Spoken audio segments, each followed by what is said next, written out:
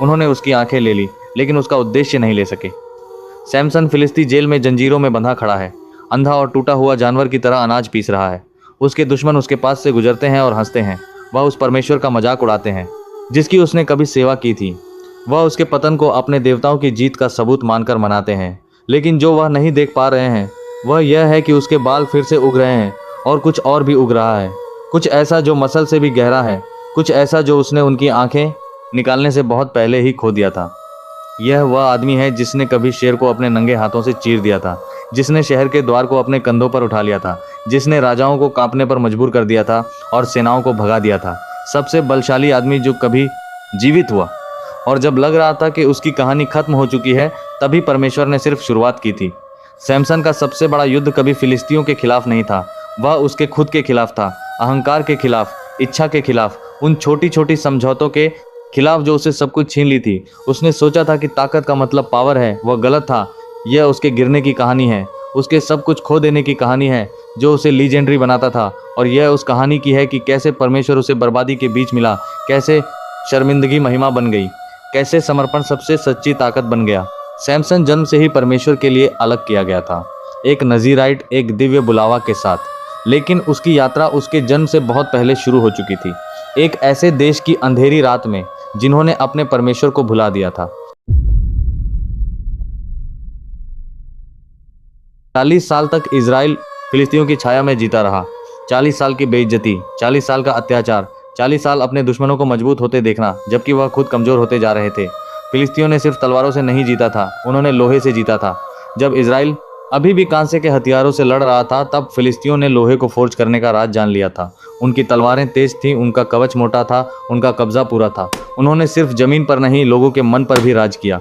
Israel फिर से उसी चक्रव्यूह में फंस गया था। वह परमेश्वर से दूर हो गए, उन्होंने मूर्तियों की पूजा की, उन्होंने कोवेनेंट को भुला दिया, और जब परिणाम आए तो उन्होंने मदद के लिए पुकारा। लेकिन इस बार परमेश्वर का जवाब अलग था। चुपके से, गहरे रूप से, दान गोत्र के एक छोटे गांव में, वहाँ मनवा नाम का एक आदमी और उसकी पत्नी रहती थी। वह बांझ थी, बच्चे पैदा नहीं कर पाती थी। उस संस्कृति में बांझपन सिर्फ व्यक्तिगत दुख नहीं था, इसे दिव्य अस्वीकार का चिन्ह माना जाता था, शर्म का निशान।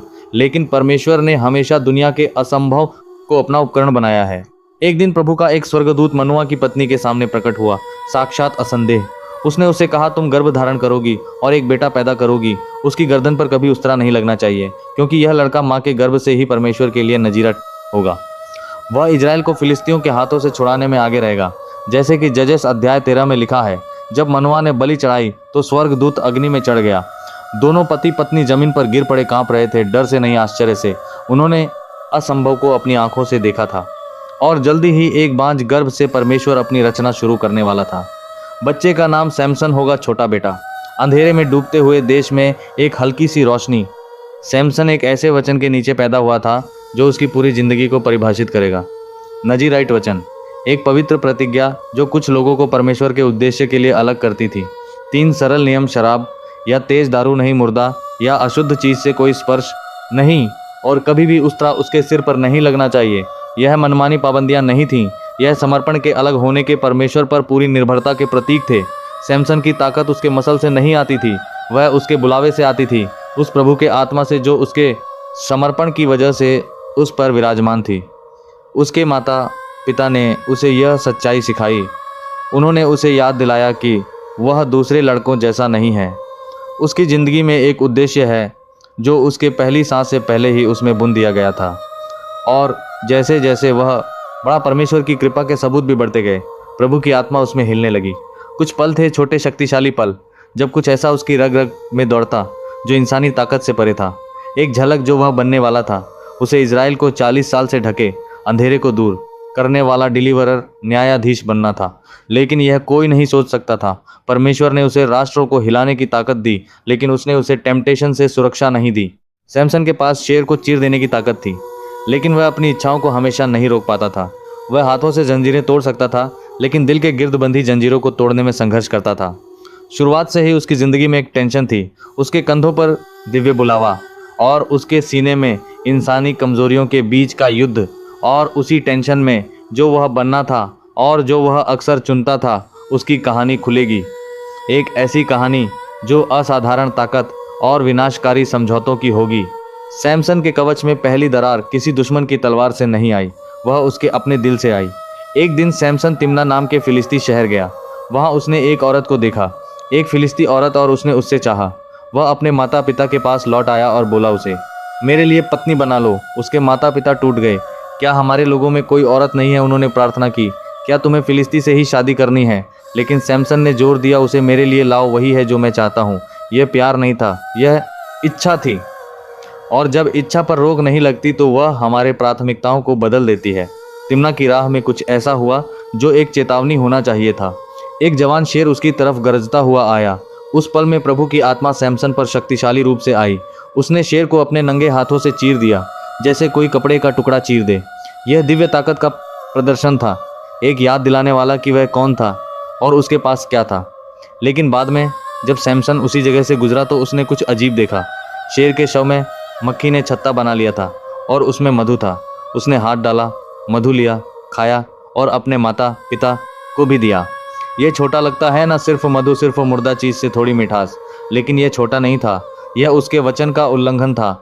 नजीराट के लिए मुर्दा शरीर से स्पर्श वर्जित था और उसने सिर्फ वचन नहीं तोड़ा, उसने छुपाया भी। उसने अपने माता पिता को नहीं बताया कि मधु कहाँ से आया था। इसी तरह बड़ी बर्बादियां शुरू होती हैं। चुपके से छोटी समझौतों के अंधेरे में हम खुद को यह कन्विंस कर लेते हैं कि यह मैटर नहीं करता। सैमसन ने मिठास चखी और खुद को यह समझा लिया कि कीमत वसूल है। लेकिन समझौता बढ़ता है, ज़्यादा मांगता है, हमें उस जगह ले जाता है जहां हम जाने का इरादा भी नहीं रखते थे। और सैमसन की समझौते की यात्रा अभी शुरू ही हुई थी। सैमसन की शादी की दावत 7 दिन तक चली जैसे रिवाज था, और उस उत्सव के दौरान उसका अहंकार ऐसे दिखने लगा जो उसे बहुत महंगा पड़ने वाला था। 30 फिलिस्ती आदमी उसके साथी के रूप में नियुक्त किए गए थे और सैमसन अपनी गुप्त ताकत पर विश्वास करते हुए एक शर्त लगाने का फैसला किया। उसने शेर वाले अनुभव पर आधारित एक पहेली बनाई। खाने वाले से कुछ खाने को, मजबूत से कुछ मीठा। शर्त बड़ी थी, अगर वह 7 दिनों में पहेली सुलझा लेते तो सैमसन उन्हें 30 लिनेन के कपड़े और 30 जोड़े कपड़े देता। अगर नहीं सुलझा पाते तो वह उससे उतना ही देते। यह खेल था उसकी शारीरिक प्रभुता के साथ साथ बुद्धि की सुपेरियरिटी दिखाने का। लेकिन फिलिस्तीयों पहेली नहीं सुलझा सके और जैसे जैसे दिन गुजरे उनकी परेशानी गुस्से में बदल गई। 7वें दिन उन्होंने सैमसन की दुल्हन के पास खतरा पहुंचाया। अपने पति को पहेली का जवाब बताने के लिए मजबूर कर, वरना हम तुम्हें और तेरे पिता के घर को आग लगा देंगे। डर ने उसे जकड़ लिया। वह सैमसन के पास रोती हुई गई। तुम मुझसे नफरत करते हो, तुम सच में मुझसे प्यार नहीं करते। तुमने मेरी कौम को पहेली दी है लेकिन मुझे जवाब नहीं बताया। कई दिनों तक उसने उस पर दबाव डाला, उसे मैनिपुलेट किया, उसे प्यार न करने का आरोप लगाया और आखिर उसके आंसुओं से थककर सैमसन ने जवाब बता दिया। उसने तुरंत फिलिस्तियों को बता दिया। 7वें दिन सूर्यास्त से थोड़ी देर पहले वह आदमी सैमसन के पास जवाब लेकर आए। मधु से मीठा क्या है, शेर से मजबूत क्या है। सैमसन तुरंत समझ गया कि क्या हुआ था। विश्वासघात उसके सीने में जल उठा। अगर तुमने मेरी हीर से हल नहीं चलाया होता तो तुम मेरी पहेली नहीं सुलझा पाते। प्रभु की आत्मा उस पर गुस्से में आई। वह अश्केलोन गया, उनके 30 आदमियों को मार डाला, उनका सामान लिया और उन लोगों को कपड़े दे दिए जिन्होंने पहेली सुलझाई थी। फिर वह तूफान की तरह चला गया अपनी दुल्हन को पीछे छोड़कर। अहंकार हमें अंधा बना देता है, बहुत पहले दुश्मन हमें अंधा कर सके। और सैमसन का अहंकार अभी एक ऐसे दरवाजे को खोल चुका था जिसे वह अभी देख नहीं पा रहा था। कुछ समय बाद सैमसन का गुस्सा ठंडा हुआ। उसने अपनी पत्नी के पास लौटने का फैसला किया, एक छोटे बकरे को उपहार के रूप में लेकर। लेकिन जब वह उसके पिता के घर पहुंचा तो पिता ने दरवाजे पर ही रोक लिया। मैं यकीन से जानता था कि तुम उससे नफरत करते हो, आदमी ने कहा, इसलिए मैंने उसे तेरे साथी को दे दिया। लेकिन उसकी छोटी बहन ज़्यादा सुंदर है, उसे ले लो। ये शब्द सैमसन पर एक घात की तरह थे। सिर्फ अस्वीकार नहीं, स्थानापन्न। उस पत्नी को दूसरे आदमी को दे दिया गया, उसके दोस्त को, उन्हीं 30 में से एक को जिन्होंने पहेली के साथ उसे धोखा दिया था। और सैमसन के अंदर कुछ टूट गया। इस बार मुझे फिलिस्तियों से बदला लेने का हक है। उसने कहा, मैं उन्हें सच में नुकसान पहुंचाऊंगा। उसने जाकर 300 लोमड़ियां पकड़ी, उन्हें जोड़ों में उनकी पूंछों से बांधा और हर जोड़े के बीच मशाल लगाई। फिर उसने मशालें जलाई और उन्हें फिलिस्ती खेतों में छोड़ दिया। लोमड़ियां भागती हुई हर तरफ आग फैलाती रहीं। गेहूं के खेत जल गए, अंगूर के बाग राख बन गए, जैतून के बागान समृद्धि और शांति के प्रतीक आग में जलकर खाक हो गए। फिलिस्तियों ने सब कुछ खो दिया, उनकी फसल, उनकी रोजी रोटी, उनका भविष्य। जब उन्हें पता चला कि यह सब सैमसन ने किया था क्योंकि उसकी पत्नी दूसरे को दे दी गई थी, तो उन्होंने उस पर नहीं, उसकी पत्नी पर बदला लिया। वह उसके पिता के घर गए और दोनों को जिंदा जला दिया। जब सैमसन ने सुना कि उन्होंने क्या किया तो शोक और गुस्सा टकरा गए। वह औरत जिसे उसने चाहा था, वह औरत जिसने उसे धोखा दिया था, अब उसकी वजह से मर चुकी थी। उसने फिलिस्तीनियों पर इतना भयानक हमला किया कि बाइबल सिर्फ इतना कहती है कि उसने उनमें से बहुतों को मार डाला। फिर वह एताम की चट्टान की गुफा में भाग गया अपने गुस्से के परिणामों से छुपने के लिए। जब गुस्सा आपका मालिक बन जाता है तो आपकी जीतें राख बन जाती हैं। सैमसन ने बदला चाहा था, उसने पाया, लेकिन कीमत एक मौतों की लकीर थी जिसमें वही शामिल थी जिसे उसने कभी चाहा था। और सबसे बुरा यह कि वह पहले से भी ज़्यादा अकेला था। गुफा में अकेला दुश्मनों द्वारा शिकार किया जा रहा और अपनी ही कौम द्वारा गलत समझा जा रहा डिलीवरर डिस्ट्रॉयर बन गया था। फिलिस्तीनी सैमसन को छुपने नहीं देने वाले थे। उन्होंने अपनी सेनाओं के साथ यहूदा में प्रवेश किया और इजराइल से मांगा कि वह उस आदमी को हाथ में दे दें जिसने इतना विनाश किया था। और यहाँ कहानी एक दिल तोड़ने वाले मोड़ पर पहुँचती है। यहूदा के 3,000 आदमी सैमसन के अपने लोग उस गुफा में गए जहाँ वह छुपा था, उसकी रक्षा करने नहीं, उसके साथ खड़े होने नहीं, बल्कि उसे बांधकर दुश्मन के हाथों में सौंपने। क्या तुम नहीं जानते कि फिलिस्ती हम पर राज कर रहे हैं? उन्होंने कहा। तुमने हमारे साथ क्या किया है? सैमसन ने उनकी तरफ देखा, वही लोग जिन्हें छुड़ाने के लिए उसे बुलाया गया था और वह उसे समस्या की तरह ट्रीट कर रहे थे। मैंने उनके साथ वही किया जो उन्होंने मेरे साथ किया था, उसने जवाब दिया। लेकिन उन्हें न्याय से कोई मतलब नहीं था, उन्हें सिर्फ बचाव से मतलब था, शांति बनाए रखने से, नाव को हिलाने से नहीं। हम तुम्हें बांधने और फिलिस्तियों के हाथों में सौंपने आए हैं, उन्होंने कहा। सैमसन ने उनसे सिर्फ एक बात का वादा लिया, मुझसे वादा करो कि तुम खुद मुझे नहीं मारोगे। उन्होंने मान लिया। उन्होंने उसे 2 नई रस्सियों से बांधा और उसे गुफा से अपराधी की तरह बाहर निकाला। जब फिलिस्तियों ने उसे आते देखा तो उन्होंने जीत के स्वर में चिल्लाया। उनका दुश्मन पकड़ा गया, बांधा हुआ, निशक्त। लेकिन तब कुछ हुआ। प्रभु की आत्मा सैमसन पर शक्तिशाली रूप से आई। उसके हाथों की रस्सियां जले हुए फ्लैक्स की तरह हो गईं। वह टूटकर गिर पड़ी जैसे कुछ भी न हो। सैमसन ने चारों तरफ देखा और जमीन पर गधे की हड्डी पड़ी हुई देखी। उसने उसे उठाया और जो हुआ वह एक कत्लेआम था। उस दिन 1,000 फिलिस्ती मारे। 1,000 आदमी एक ऐसे हथियार से मारे गए जो बेकार होना चाहिए था। जब सब खत्म हुआ, सैमसन ने उस जगह का नाम रामत लेही हड्डी की पहाड़ी रखा। वह इंसानों द्वारा बांधा गया था, लेकिन परमेश्वर के उद्देश्य द्वारा मुक्ति पाई। अपने लोगों द्वारा अस्वीकृत, लेकिन आत्मा द्वारा शक्तिशाली। परमेश्वर जो फेंका हुआ है उसे जीत का हथियार बना सकता है। जब सबने आप पर से उम्मीद छोड़ दी हो तब भी वह नहीं छोड़ता, लेकिन जीत की भी कीमत थी। और सैमसन अब सच्ची निर्भरता क्या होती है यह सीखने वाला था। युद्ध के बाद सैमसन 1,000 आदमियों के शवों के बीच खड़ा था। उसका सीना ऊपर नीचे हो रहा था। उसके हाथों में अभी भी हड्डी पकड़ी हुई थी। एड्रेनालिन कम होने लगा और तब उसने महसूस किया प्यास। सिर्फ आम प्यास नहीं, वह प्यास जो गले को बंद कर देती है, नज़र धुंधला देती है, जो याद दिलाती है कि हम असल में कितने कमज़ोर हैं। उसने अभी अभी सुपरनैचुरल ताकत का अनुभव किया था। दिव्य शक्ति उसमें बाढ़ की तरह बह रही थी और अब तूफान के बाद के सन्नाटे में वह प्यास से मर रहा था। सैमसन ने परमेश्वर से पुकारा, तूने अपने दास को यह बड़ी जीत दी है। क्या अब मुझे प्यास से मरना है और अनसर्कमसाइज लोगों के हाथों में पड़ना है? यह एक निराशा की, नम्रता की, पूरी निर्भरता की प्रार्थना थी। और परमेश्वर ने जवाब दिया। जैसे जजेस 15 में लिखा है, परमेश्वर ने लेही के खोखले स्थान को खोला और उसमें से पानी निकल आया सीधा चट्टान से। सैमसन ने पिया, उसकी ताकत लौट आई, उसका मन जीवित हो गया और उसने उस जगह का नाम एनहाकोरे, पुकारने वाले का झरना, रखा। यह एक स्मृति चिन्ह था उस पल की जब परमेश्वर ने उसकी ज़रूरत को जंगल में पूरा किया। यह वह था जो सैमसन को याद रखना था, जो हम सबको याद रखना है। ताकत बिना निर्भरता के सिर्फ अहंकार है जो गिरने को तैयार है। पावर बिना प्रार्थना के रेत पर बनी बुनियाद है। सिर्फ प्यासे लोग ही जान पाते हैं कि कृपा असल में कैसी लगती है। एक पल के लिए सैमसन समझ गया कि परमेश्वर उसकी ताकत का सिर्फ स्रोत नहीं था, वह उसकी जिंदा रहने का, उसकी सांस का, उसकी जिंदगी का स्रोत था।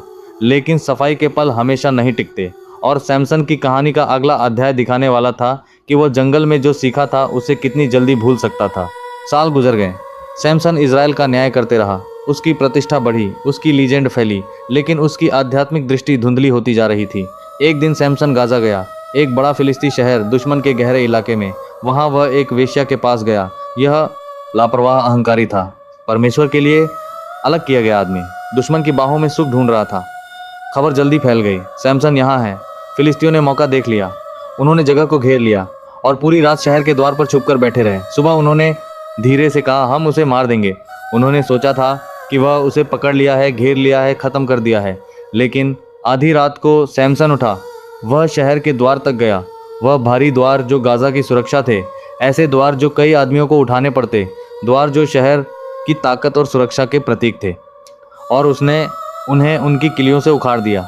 सिर्फ द्वार नहीं, द्वार के खंभे अंदर का बार, सब कुछ। उसने उन्हें अपने कंधों पर उठाया और हेब्रोन की तरफ मुखी पहाड़ी के ऊपर तक ले गया जो मीलों दूर थी। यह एक बयान था, प्रभुता का प्रदर्शन, फिलिस्ती ताकत का मजाक। आदमी रोकने के लायक नहीं था, छूने के लायक नहीं था, हारने के लायक नहीं था, ऐसा लग रहा था। लेकिन यह ट्रेजेडी थी। सैमसन गाजा के द्वार उठा सकता था, लेकिन अपनी इच्छाओं का बोझ नहीं उठा सकता था। वह शहरों के गढ़ तोड़ सकता था, लेकिन अपने दिल के गढ़ नहीं तोड़ सकता था। उसकी ताकत अभी भी सुपरनैचुरल थी, लेकिन उसके चुनाव बढ़ते जा रहे थे, कार्नल होते जा रहे थे। वह युद्ध जीत रहा था, लेकिन अपने अंदर के युद्ध हार रहा था, और उसे यह भी एहसास नहीं था। अहंकार हमें अपनी कमजोरियों से अंधा कर देता है। हमें यह कन्विंस कर देता है कि क्योंकि हम एक चीज़ में मजबूत हैं, इसलिए हम हर चीज़ में इनविंसिबल हैं। सैमसन अपनी ज़िंदगी का सबसे कठिन सबक सीखने वाला था, क्योंकि वह दुश्मन जिसे वह हरा नहीं सकता था शहर के द्वार के पीछे नहीं इंतजार कर रहा था। वह सोरेक की घाटी में इंतजार कर रही थी, और उसका नाम दिलीला था, और वह करने वाली थी जो सेनाओं ने नहीं कर पाया था। सैमसन उससे प्यार कर बैठा, या कम से कम उसने सोचा कि यह प्यार था। शायद यह ऑब्सेशन था, शायद यह अकेलापन था, शायद यह वही पैटर्न था जो उसकी पूरी जिंदगी में छाया रहा था। इच्छा डिसर्नमेंट पर भारी पड़ना। फिलिस्ती नेताओं ने मौका देख लिया। वह दिलीला के पास गए और ऑफर किया हर एक से 1100 शेकेल चांदी, अगर वह सैमसन की ताकत का राज जान ले। यह इतनी बड़ी रकम थी जो उसकी पूरी जिंदगी सुरक्षित कर सकती थी, और इसीलिए उसने अपना काम शुरू किया। मुझे अपनी बड़ी ताकत का राज बताओ, उसने धीरे से कहा। कैसे? कोई तुम्हें बांध सकता है और तुम्हें काबू में कर सकता है। सैमसन उसके साथ खेल रहा था। उसने झूठ बोला। मुझे 7 ताजे धनुष की रस्सियों से बांधो जो अभी सूखी नहीं है, उसने कहा। उसने किया। फिलिस्ती कमरे में छुपे थे। उसने चिल्लाया, सैमसन, फिलिस्ती तुम पर हैं। उसने धनुष की रस्सियों को धागे की तरह तोड़ दिया। अभी भी उन्हें नहीं पता था। उसने फिर कोशिश की। तुमने मुझे बेवकूफ़ बनाया। अब बताओ तुम कैसे बांधे जा सकते हो। मुझे नई रस्सियों से बांधो जो कभी इस्तेमाल नहीं हुई हों, उसने कहा। उसने किया। फिर फिलिस्ती इंतजार कर रहे थे। फिर उसने चिल्लाया, और फिर सैमसन आसानी से आज़ाद हो गया। तीसरी बार तुमने मुझे फिर बेवकूफ़ बनाया। अब बताओ तुम कैसे बांधे जा सकते हो। मेरे सिर के 7 चोटियों को लूम के कपड़े में बुन दो, उसने कहा। उसने किया। उसने पिन से बांध दिया। सैमसन, फिलिस्ती तुम पर हैं। वह उठा और पिन और लूम को खींचा, लेकिन दिलीला खत्म नहीं हुई थी। उसके पास रस्सियों और धनुष की रस्सियों से भी ज़्यादा शक्तिशाली हथियार था, मैनिपुलेशन। तुम कैसे कह सकते हो कि मैं तुमसे प्यार करती हूँ जब तुम मुझ पर विश्वास नहीं करते, उसने कहा।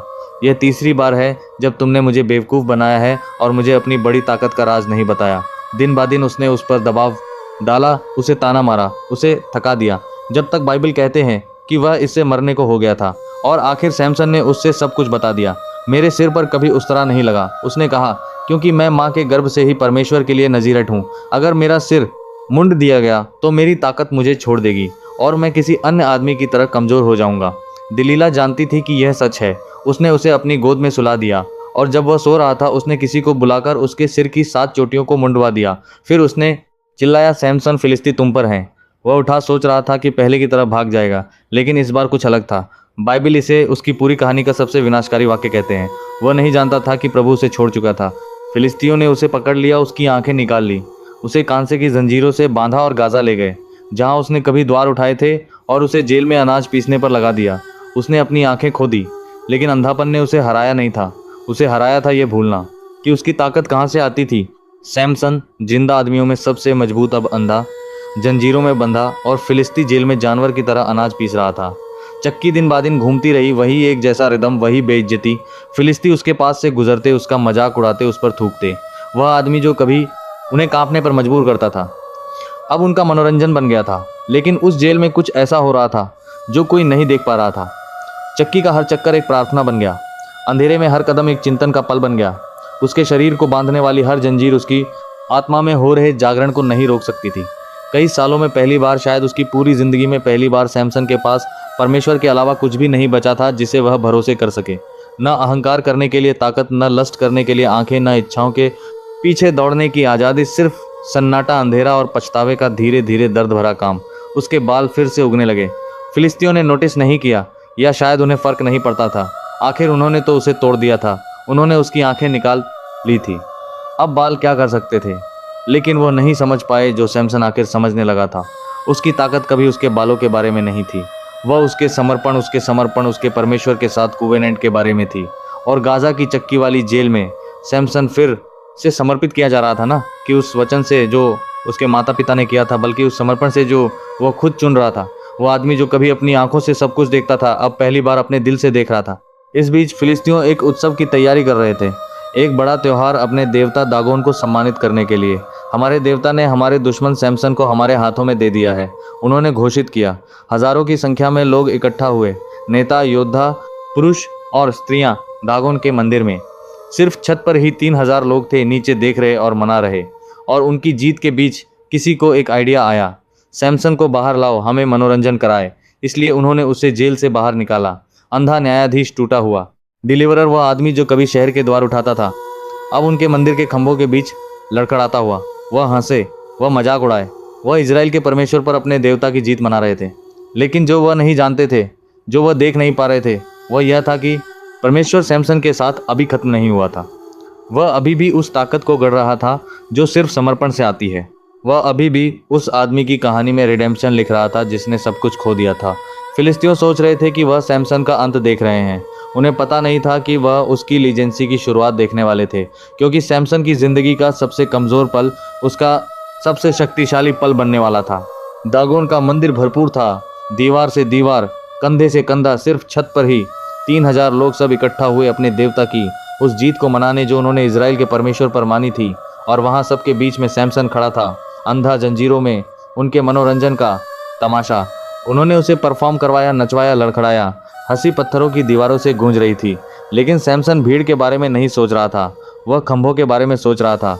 उसने उस दास की तरफ मुड़कर धीरे से कहा, मुझे वहां ले जाओ जहां मैं मंदिर के खंभों को महसूस कर सकूं, ताकि मैं उन पर झुक सकूं। दास ने इसमें कोई नुकसान न देखकर उसे 2 सेंट्रल खंभों के बीच में खड़ा कर दिया, वह खंभे जो पूरे मंदिर को संभाले हुए थे।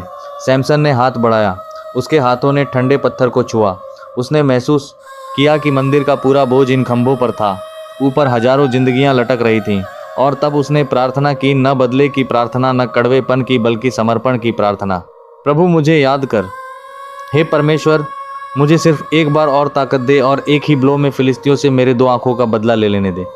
यह एक टूटे हुए आदमी की प्रार्थना थी जिसने आखिर यह सीख लिया था कि ताकत हम जो कर सकते हैं उससे नहीं आती, बल्कि जब हम सब कुछ समर्पित कर देते हैं तब परमेश्वर हमारे द्वारा जो कर सकता है उससे आती है। प्रभु की आत्मा जो इतने समय से चुप थी लौट आई। सैमसन ने खुद को संभाला। उसने पूरी ताकत से धक्का दिया, न कि अपने हाथों की ताकत से, बल्कि परमेश्वर की ताकत से जो उसमें एक आखिरी बार बह रही थी। मैं फिलिस्तियों के साथ मर जाऊं, उसने धीरे से कहा और उसने धक्का दिया। खंभे टूट गए, पत्थर गरजा और फिर एक भयंकर रोर में पूरा मंदिर गिर पड़ा।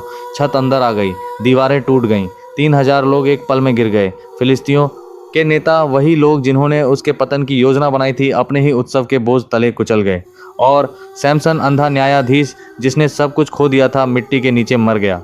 लेकिन बाइबल हमें यह बताती है, इस तरह उसने मरते वक्त उन लोगों को ज़्यादा मारा जो उसने जीते जीते मारे थे। अपनी मौत में सैमसन ने वो किया जो उसने अपनी सारी ताकत के सालों में नहीं किया, न अहंकार से, न पावर से, न जीत से, बल्कि समर्पण से। वो आदमी जिसने सब कुछ खो दिया था, उसने अपनी असली ताकत सिर्फ तब पाई जब उसने छोड़ दिया, जब उसने खुद पर भरोसा करना छोड़ दिया और पूरी तरह परमेश्वर पर निर्भर हो गया। उसका आखिरी काम बदले के बारे में नहीं था, वह रिडेम्पशन के बारे में था। वह उस परमेश्वर के बारे में था जो हमारी सबसे बड़ी फेलियर को अपनी सबसे बड़ी जीतों में बदल सकता है। सैमसन की लाश उसके भाइयों द्वारा रिकवर की गई। उन्होंने उसे वापस लाया और जोरा और एस्ताओल के बीच उसके पिता मनोआ की कब्र में दफनाया। उसने इजराइल का न्याय 20 साल तक किया था, लेकिन उसकी लीजेंसी उससे कहीं ज़्यादा लंबी टिकने वाली थी, क्योंकि आखिर में यह उसके बारे में नहीं था, यह उस परमेश्वर के बारे में था जिसने कभी उसे हाथ नहीं छोड़ा।